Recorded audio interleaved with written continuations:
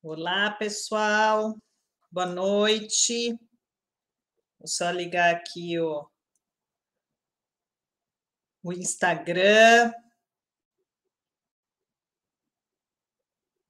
Boa noite, pessoal.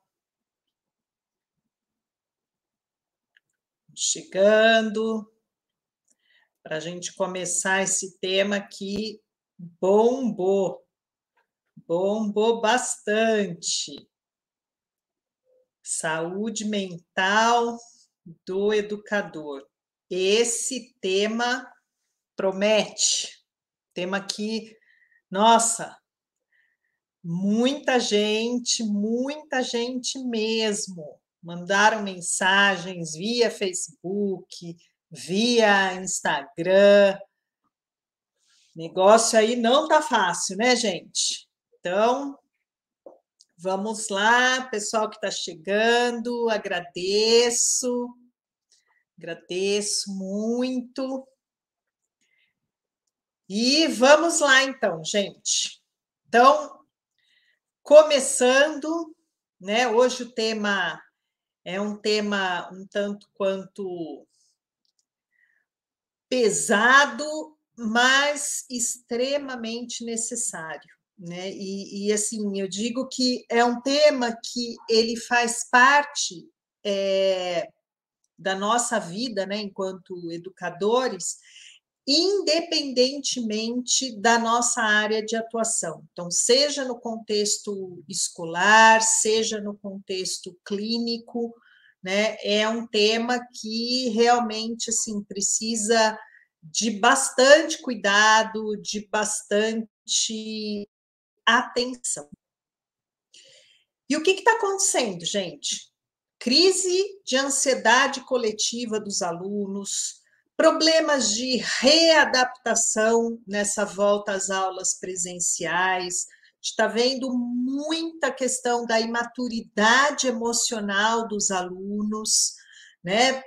Em alguns casos, até uma certa regressão em relação a esse aspecto emocional das crianças, principalmente, dos adolescentes, lacunas de aprendizagem.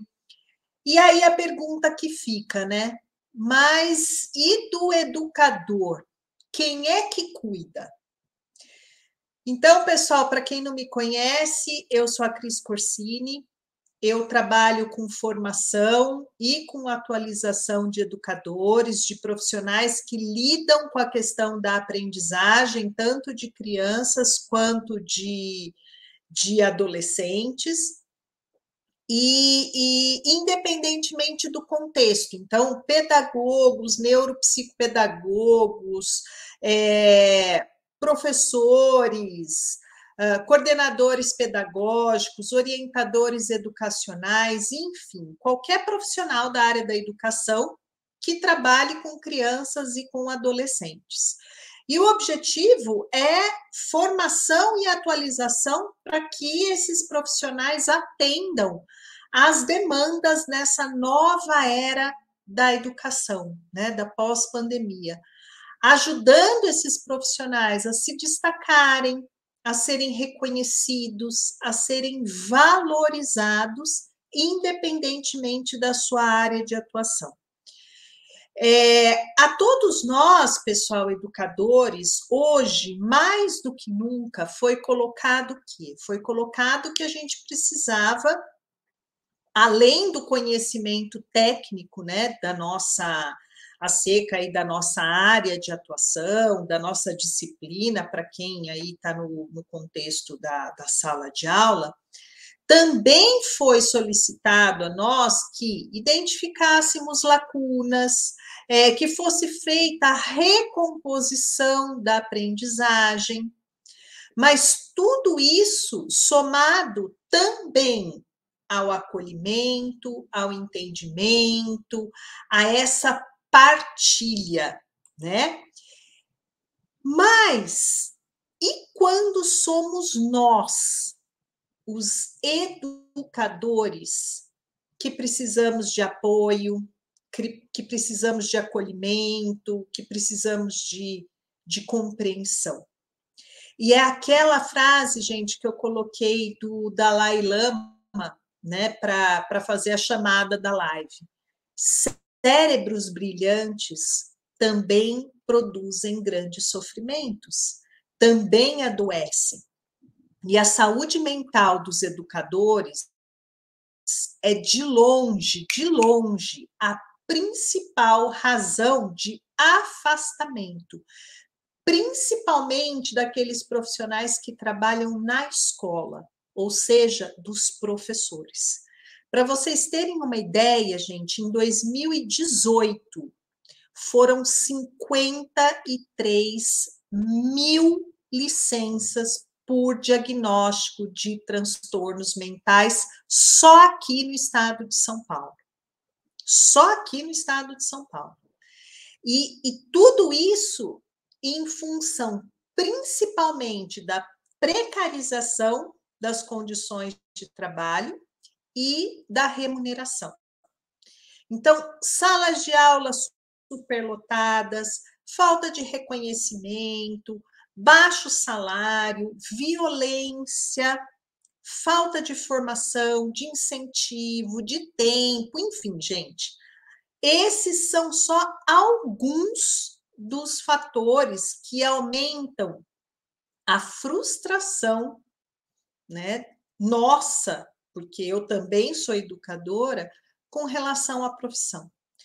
Só que, olha só, com a pandemia, a necessidade aí da gente simplesmente virar do avesso, tirar coelho da cartola, né? E tudo isso numa velocidade super, mega, ultra rápido, né? Adaptação às novas tecnologias digitais, ferramentas, enfim. Tudo isso, gente, foi e ainda vem sendo uma causa, a causa de muita, mas muita angústia. Então, assim, é como se de um dia para o outro, né, principalmente o professor, né, o educador que trabalha na escola, que a vida inteira trabalhou presencialmente, né? De repente teve que assim aprender a ensinar à distância. Então, teve que reorganizar seus conteúdos, as metodologias, lidar com diversas tecnologias, com diversas ferramentas e ainda, sobretudo, cuidar da motivação dos alunos. Então, gente, literalmente, eu digo que o pneu foi trocado com o carro em movimento. E isso tudo, ao mesmo tempo, também tendo que lidar com questões pessoais, cuidando da sua própria família, gerenciando a sua nova rotina, administrando a casa e enfrentando também as suas próprias perdas, as suas incertezas, as suas angústias, como qualquer outro ser desse planeta, né? Então, pessoal, é assim, hoje a gente pode dizer que foi um período, né, 2020, foi um período único e que acabou gerando, no caso dos educadores mais velhos, principalmente, o que a gente chama de tecnoestresse. Em uma pesquisa feita pela Nova Escola, mostrou para a gente que hoje 72% dos educadores tiveram a saúde mental afetada durante a pandemia do novo coronavírus. Então, olha só, se em 2018 nós tivemos 53 mil licenças, hoje nós temos 72% dos educadores enfrentando problemas de saúde mental. Olha como isso aumentou. Então, pessoal, esse retorno, né, às atividades presenciais, se sair, né, se ir para as atividades remotas, não foi nada fácil. O retorno às atividades presenciais também não foi fácil, né? Tem uma frase daquela música Samba do Amor, do Paulinho da Viola, que diz que voltar quase sempre é partir para um outro lugar. Eu vou repetir, gente. Voltar quase sempre é partir para um outro lugar. E por mais que esse lugar seja o mesmo espaço físico, todos nós, seres humanos, vivemos, experienciamos situações de isolamento, situações de perda, de luto, de prejuízos econômicos. Só que assim, gente, apesar disso ter afetado a todos nós, cada um vivenciou essas situações de maneira única, de maneira individual. Foram milhares de mortes pelo país, famílias inteiras perdendo a sua renda, mudança de rotina, mudanças nos hábitos. Então, gente, com certeza, isso tudo fez com que os nossos alunos voltassem para as salas de aula diferentemente da forma como saíram. E o mesmo em relação a nós, educadores. Foi impossível passar por toda essa situação que nós passamos ilesos, né? Como se nada tivesse acontecido. Então, mesmo hoje, a gente não pode ter o impulso, gente, de retomar as aulas presenciais exatamente de onde elas pararam, lá em março de 2020. E com a mesma velocidade que também nos era habitual. Gente, não dá. Não dá. Essa volta, ela foi lá em 2021, né? No finalzinho de 2020, daí 2021 com o rodízio, ela foi, mas ela continua sendo diferente. Não foi simplesmente, gente, um longo período de férias, né? Nós estamos diferentes. Então, nesse momento de reencontro, nós acolhemos aqueles que estavam enlutados, que estavam angustiados, ou que ficaram doentes e passaram, né, por desconfortos físicos. Mas, apesar, né, do profundo respeito pelo momento, daquele emaranhado de sentimentos e de emoções da gente estar voltando, né, ao presencial, nós recebemos, sim, todos com muita alegria, e visando esse fortalecimento emocional. Então, eu digo que aquela acolhida, né, que nós fizemos em outubro de 2020 e depois, o ano passado, com o rodízio, né, ele foi um grande abraço simbólico que a escola deu, né, em seus alunos. Mas, e os educadores? Quem acolheu? Quem cuidou? Foi pedido, gente, que cada um de nós, educadores, seja no contexto clínico, seja no contexto escolar, foi pedido que cada um de nós acolhêssemos. Mas a pergunta, e você? E eu? Nós fomos acolhidos? Verdadeiramente acolhidos? Por quê, gente? Porque para acolher, primeiramente, eu preciso estar bem emocionalmente. E eu preciso ter sido acolhido. Isso pode parecer óbvio. Para eu acolher, eu tenho que ter sido acolhido. Pode parecer óbvio.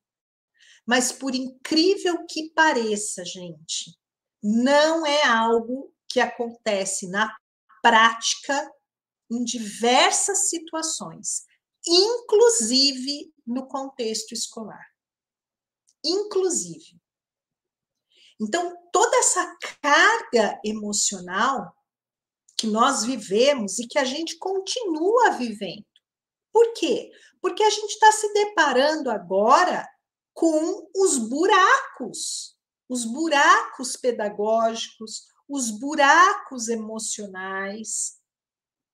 Então, toda essa carga emocional que está em cima do educador, principalmente do professor que está na sala de aula, gente, isso não pode ser ignorado. Não dá para a gente jogar a sujeirinha embaixo do tapete. Então, agora, gente, mais do que nunca, a gente precisa cuidar do impacto emocional que essa pandemia trouxe para os nossos educadores. E a pergunta é: como é que está a sua saúde emocional? Com o que a sua bagagem emocional está carregada? Sua bagagem particular de experiências, de vivências dessa pandemia. Com o que ela está carregada? Como é que você está carregando essas bagagens? Ou essa bagagem cheinha de experiência e de vivências? Gente, segundo a Organização Mundial de Saúde, o Brasil é o país com um dos maiores índices de depressão da América Latina. E o pior, gente, as estatísticas não são diferentes no que diz respeito à saúde mental dos educadores. Está indo ladeira abaixo.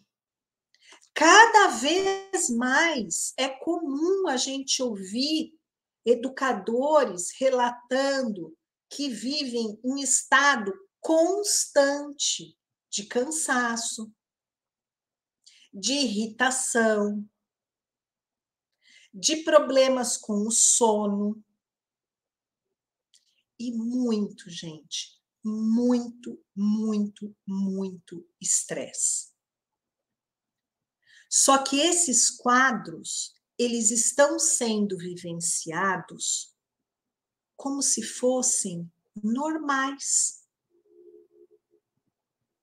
Gente, não é normal. É grave. Infelizmente, é comum, mas não é normal. É grave. Muitos educadores, gente, já se flagraram no piloto automático, que seria como se fosse uma manobra, né, inconsciente para que a gente dê conta de tudo. É como se a gente estivesse no piloto automático, literalmente. Então, de novo, pessoal, isso não é normal. É grave. E pode ser um sinal de burnout. O que é isso? Um quadro de estresse crônico. A síndrome de burnout, pessoal, ela pode ser resumida como um estado assim de esgotamento máximo, tanto do aspecto físico quanto mental. Então, é uma síndrome que acomete o nosso organismo como um todo. É uma explosão. O limite, né? A pessoa atinge ali o limite de uma situação que já vinha se desgastando há bastante tempo. É como se a pessoa, gente, simplesmente pifasse. Pifasse. Então, assim, virou a chave e desligou. E na maioria dos casos, a causa está ligada diretamente à vida profissional. Tem um outro estudo que foi publicado pelo jornal O Globo em 2019, que coloca que a cada 3 horas, um professor da rede municipal pede licença por problema psicológico. Então, se isso já era um horror lá em 2018, depois com esses dados em 2019, gente, hoje piorou. Esse número de pedidos por afastamento, né, por estresse por parte dos professores, aumentou 38% nos últimos anos.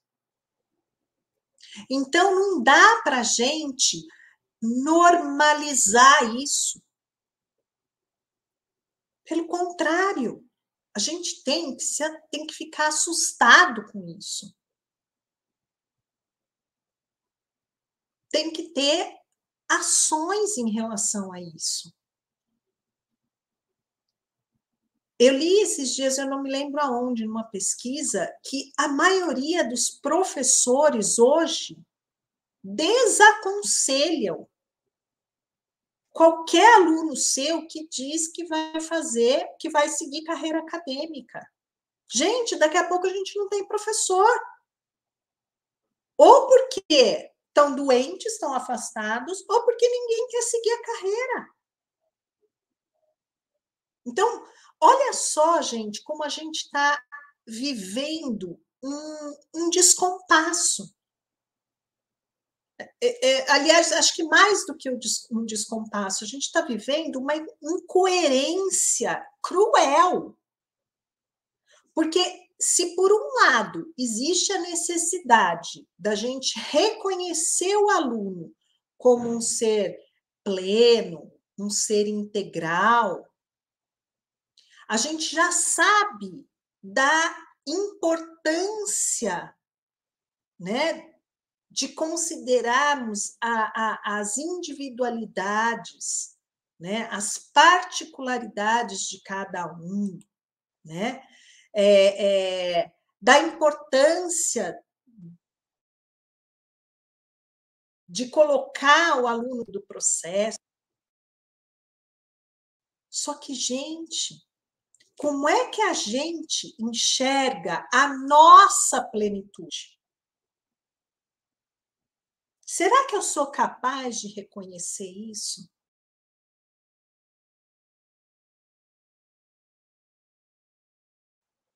Como é que eu enxergo a mim, que eu consiga realmente identificar as minhas necessidades? Porque não é possível conhecer o outro se eu não me conheço.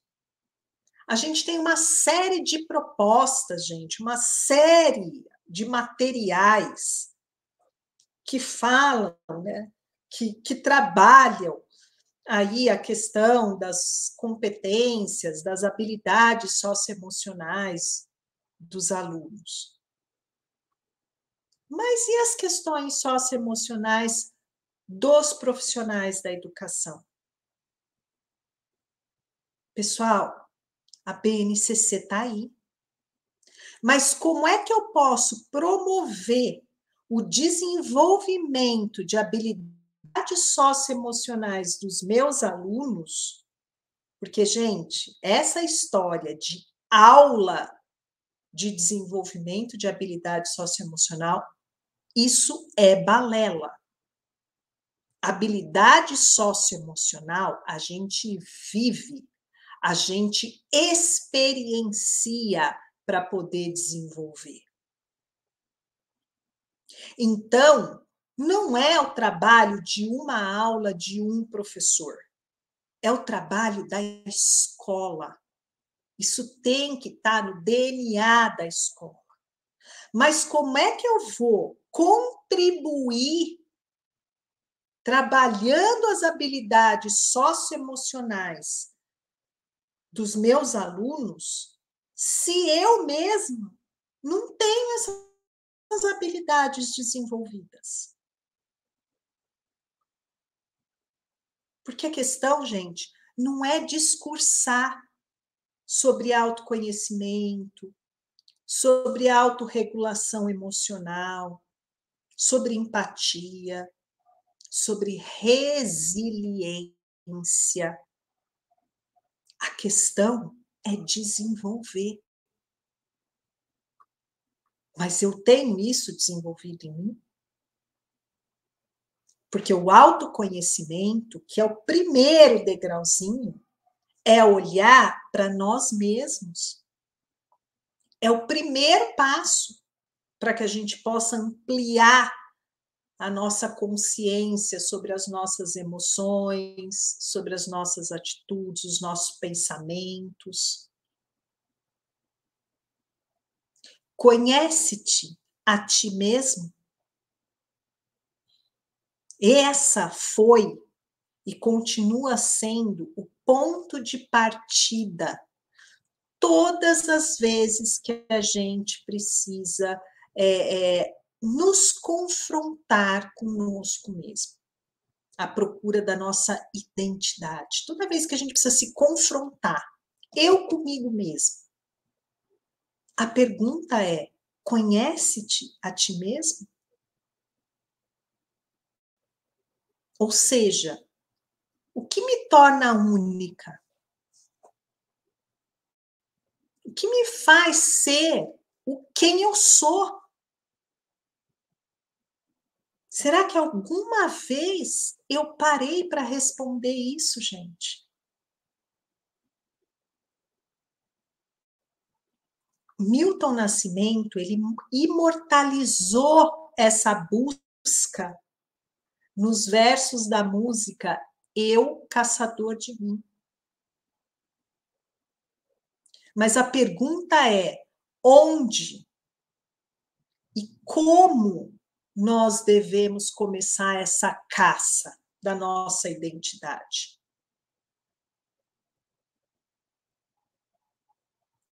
Querem ver só? Eu vou fazer um exercício bem rapidinho com vocês. Eu queria que vocês, gente, definam quem é você em 5 palavras. 5 palavrinhas. Tentem definir quem é você. Responda a seguinte pergunta: quem sou eu? Usando 5 palavras. Vamos lá. Vou dar aí uns 15 segundos.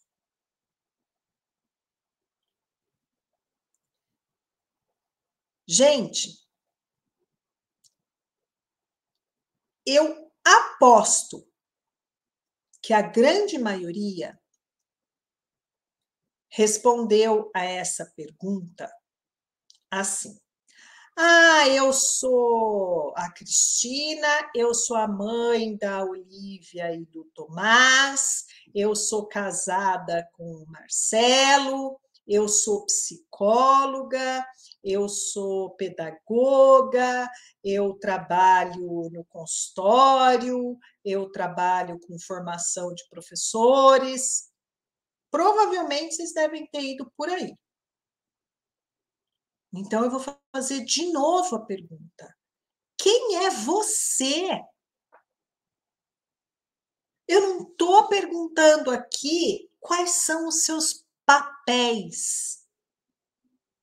Seu papel de filha, de irmã, de mãe, de esposa, de funcionária. Não. Quem é você? Olha como é difícil. Esses dias eu estava aplicando essa dinâmica num grupo de adolescentes. E um adolescente virou e falou assim: Nossa, vou perguntar para o meu colega do lado, ele é mais fácil dele responder do que eu. E é verdade. É mais fácil o outro dizer quem sou eu do que eu mesmo. É muito mais fácil o outro falar assim: ah, você é isso, você é aquilo, você é aquele outro, você não sei o quê. É mais fácil. Por quê? Porque a gente não para, gente, para fazer essa pergunta. Quem sou eu? Quais são as minhas forças, as minhas potencialidades e as minhas fraquezas? São as minhas oportunidades, meus pontos de melhoria.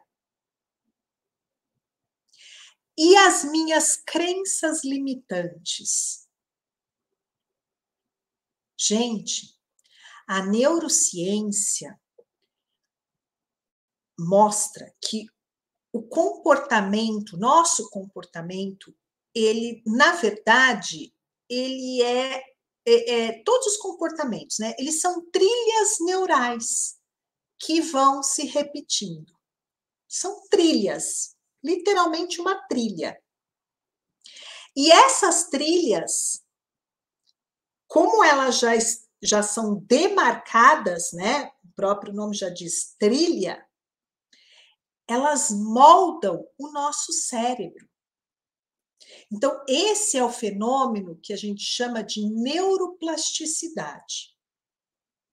Então, é muito importante, pessoal, a gente parar e a gente olhar para o nosso interior para que a gente esteja consciente dos nossos pensamentos, das conversas internas que nós temos, a nossa autocrítica. Como é importante, gente, a gente fazer pausas nesses momentos de tensão. Como é importante a gente desacelerar, mudar o foco do nosso pensamento, olhar o problema para além do problema.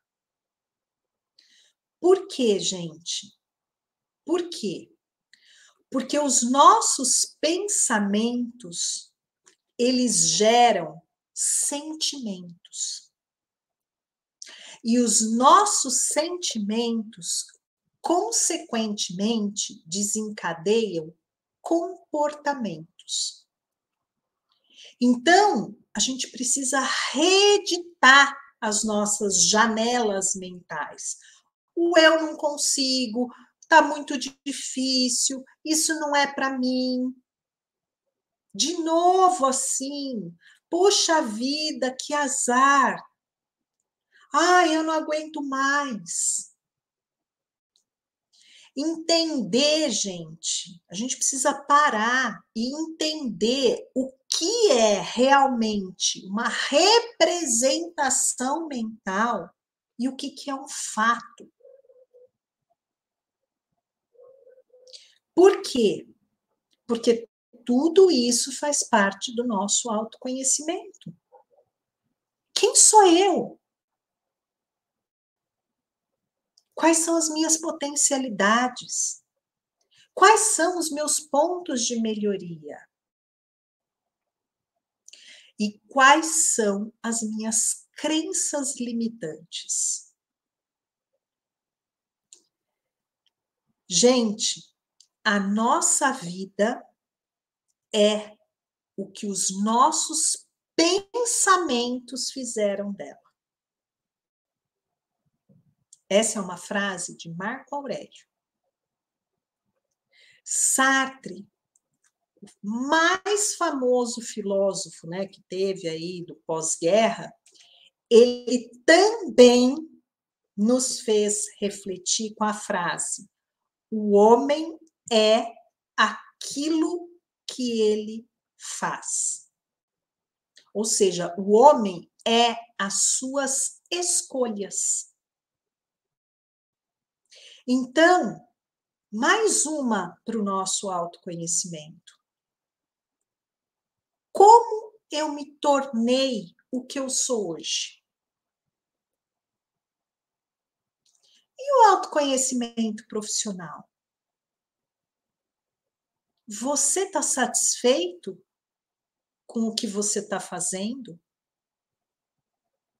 No lugar aonde você está desempenhando a sua profissão?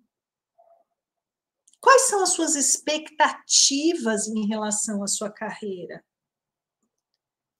Como é que você se imagina daqui a 5, daqui a 10 anos? O que te move? O que te faz acordar todos os dias? A gente quer inteiro e não pela metade. Então, pessoal, abordagens como assim, o simples direito de conseguir estar presente no momento, não no piloto automático. Isso é estar por inteiro.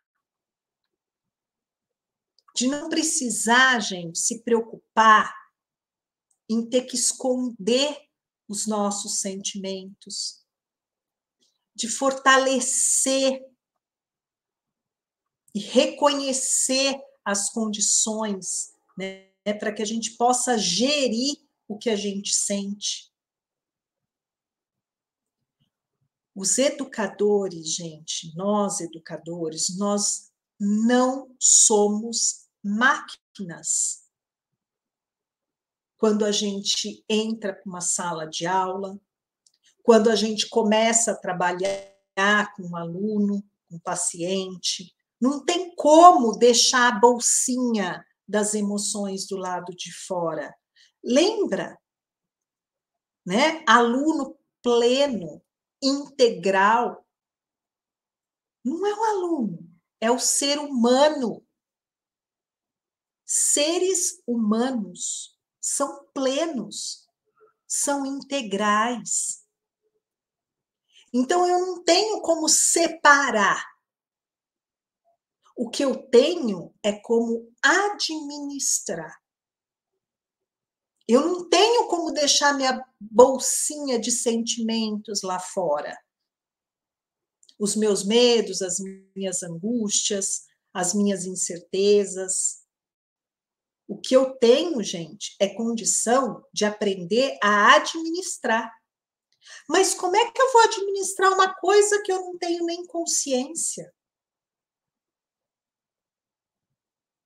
Como que eu vou fazer isso? Ninguém, gente, tem um compartimento interno super, ultra, mega seguro, escondido, que vai garantir um armazenamento secreto para a eternidade do que eu sinto. Gente, isso é balela. Nenhum sentimento fica fora. Na verdade, não é esconder. Na verdade, é aprender a lidar. Isso é inteligência emocional, que também faz parte da nossa saúde mental. Autoconhecimento, inteligência emocional. Então, gente, dores, né, veladas, choro que a gente engole, segunda-feira de tristeza, bolsa cheia de analgésico, Férias que a gente volta já pensando em quando vai sair de novo. Aquela comemoração absurda de sexta-feira, porque, graças a Deus é sexta-feira. Gente, como se tudo isso fosse oxigênio. Porque a partir do momento que é assim que eu estou vendo, para. Para, porque está tudo errado. É aquilo que eu falei no começo. Não é normal. É grave. Lógico, gente, todo mundo ama férias. Lógico. Não é essa a questão.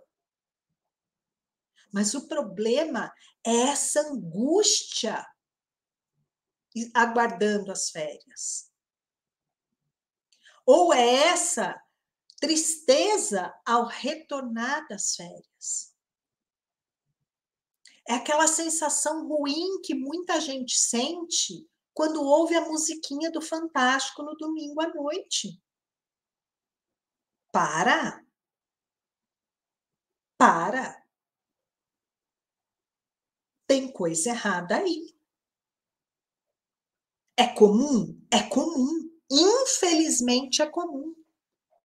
Mas não é normal. É grave. É muito grave. Então, quais os sinais, gente, de saúde mental comprometida? Bom, a primeira forma, gente, é tentar identificar o que está causando o problema, para daí a gente poder tratar o mais rápido possível.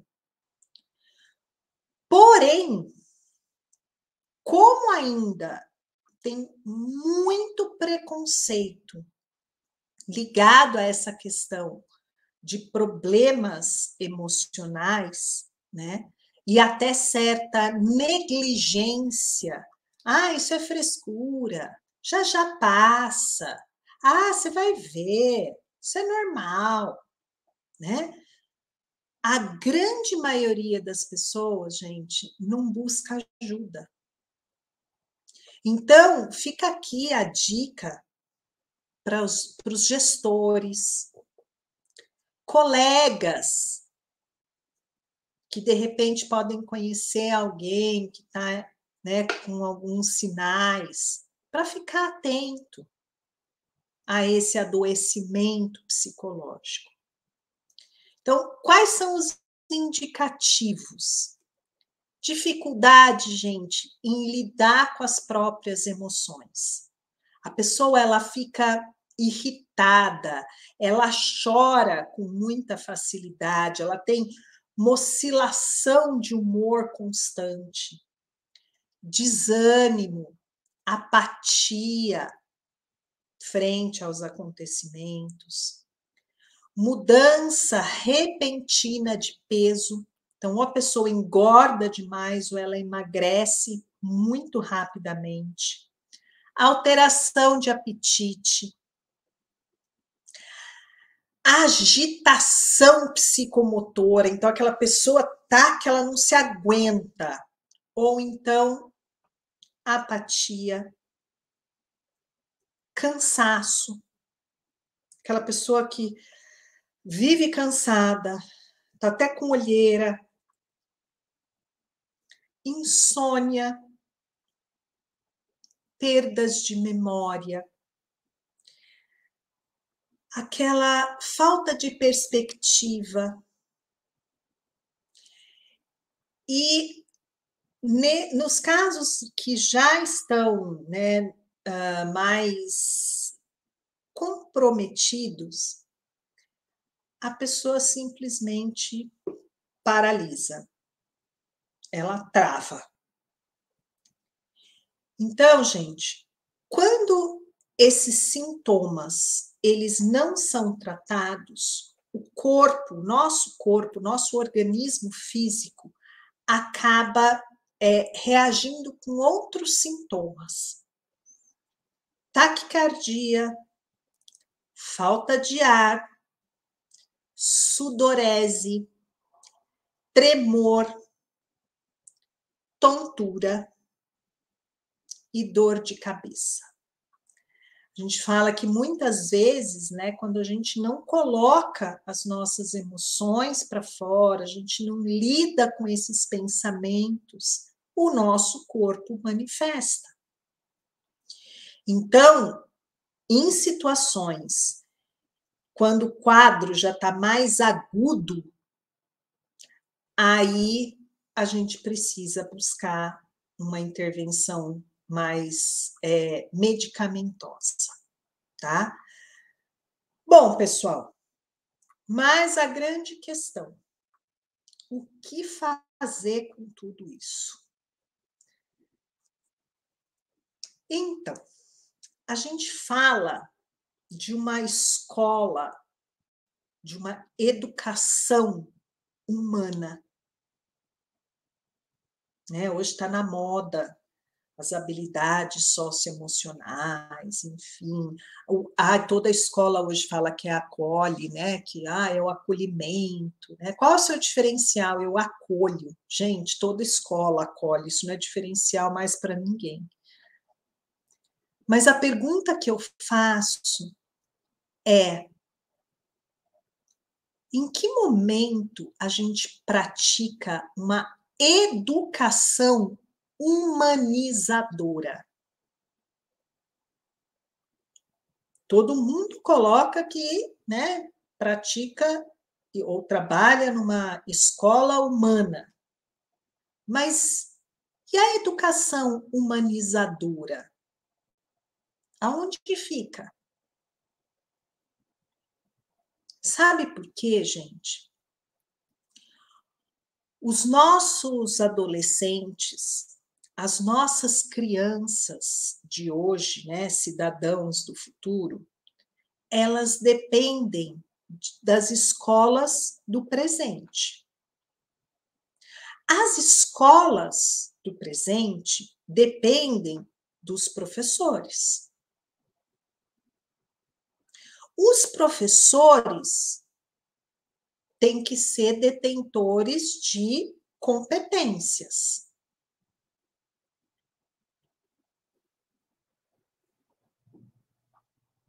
Para quê? Para que eles possam trabalhar com a educação. Mas em que momento a educação é humanizadora e trata esse educador como um ser humano?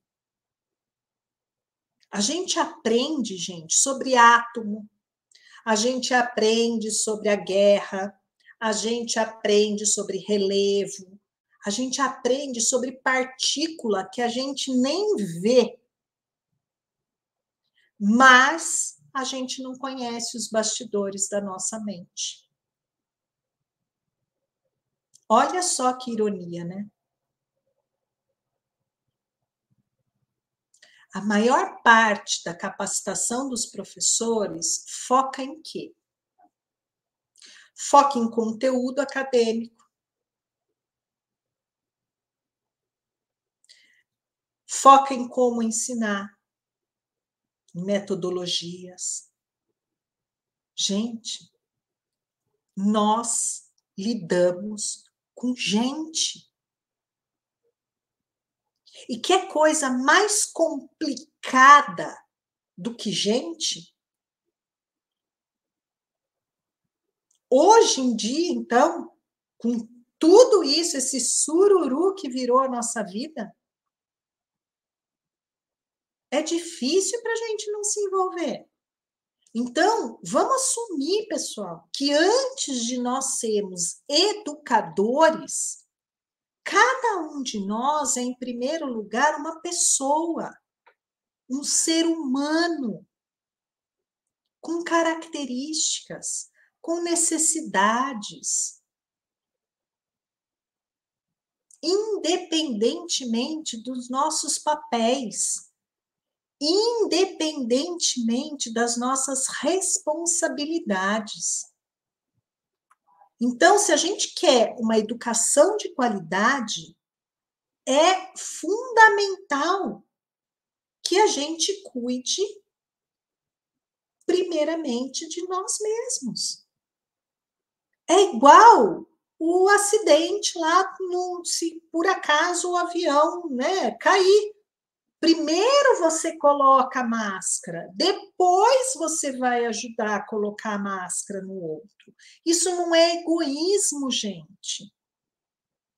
Não é uma questão de vitimizar o educador, de romantizar a profissão. Não é isso. Mas a gente precisa identificar aonde estão os problemas. A gente precisa cuidar do educador se a gente quiser que esse educador cuide dos alunos, dos estudantes. Isso é educação emocional, gente. Isso é educação emocional.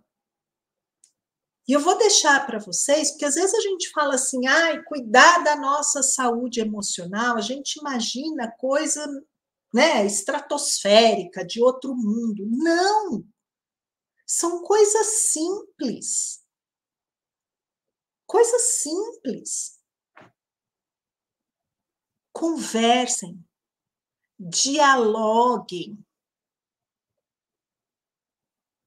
Tenham pessoas no lugar de trabalho de vocês que vivem a mesma situação. Ah, eu converso, mas eu converso com meu marido, com o meu pai, minha mãe, enfim. Não.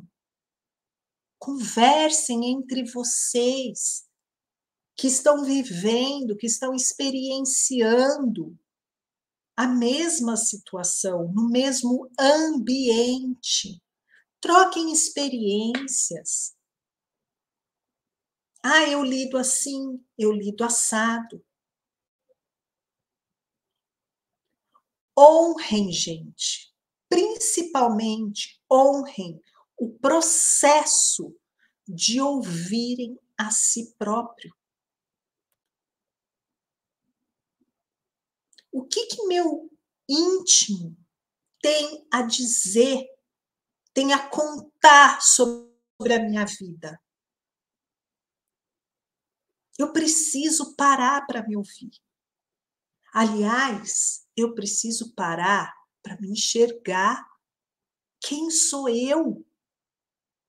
Lembra? Conhece-te a ti mesmo? Façam esse exercício. Tentem definir quem são vocês usando apenas 5 palavras. Mas não o seu nome, filho de quem, esposa de não sei quem, mãe de não sei quem. Não são seus papéis. Quem são vocês? Quais são as suas necessidades? Quais são os seus limites? O que você pensa?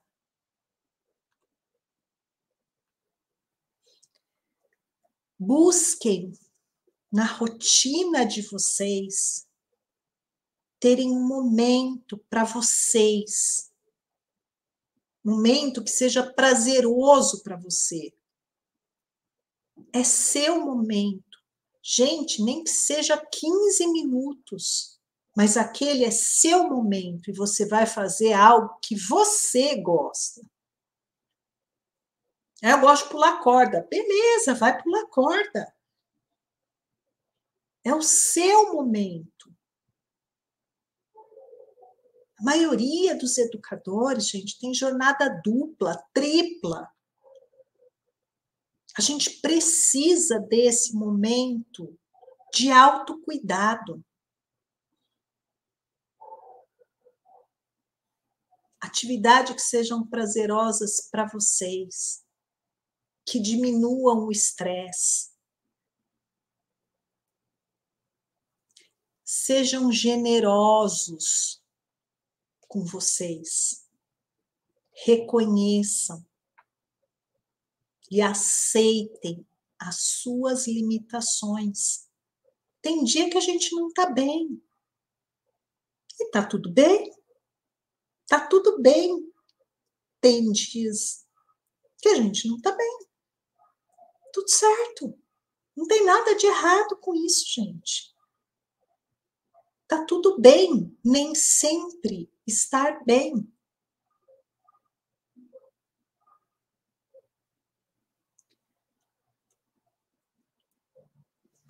Priorizar a si mesmo, gente.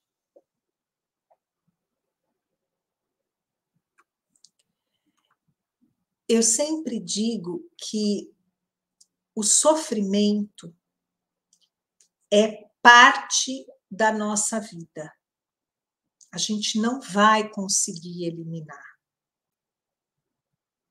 Eu não tenho controle sobre tudo. Agora, eu posso escolher como é que eu vou administrar isso. Como eu vou lidar com esse sofrimento. Quantas vezes as pessoas, alguém pode ter puxado o nosso tapete e a gente fica ruminando aquilo. Aquilo ali não está indo para outra pessoa, ela nem está sabendo, está nem vendo. Dane-se o que você está sentindo. Então, aquela sensação ruim fica com você, fica em você. Não.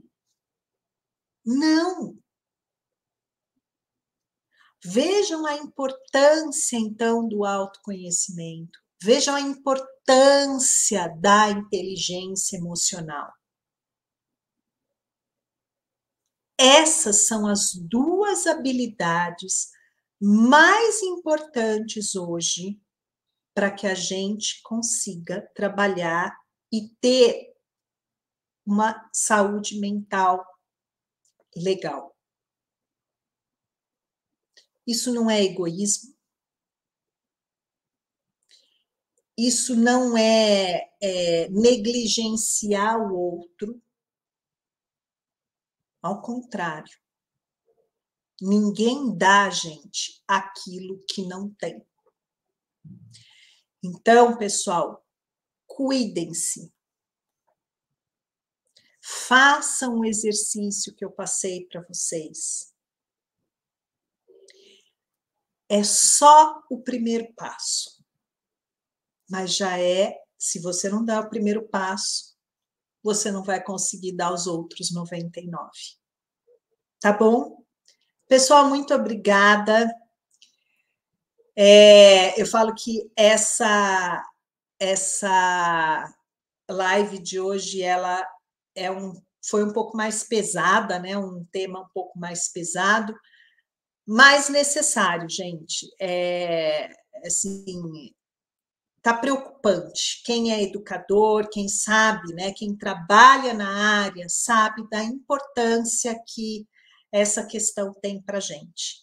Então, precisando, estou por aqui. O que vocês mandem mensagens, né? Muito obrigada mesmo. Tchau, gente. Beijo.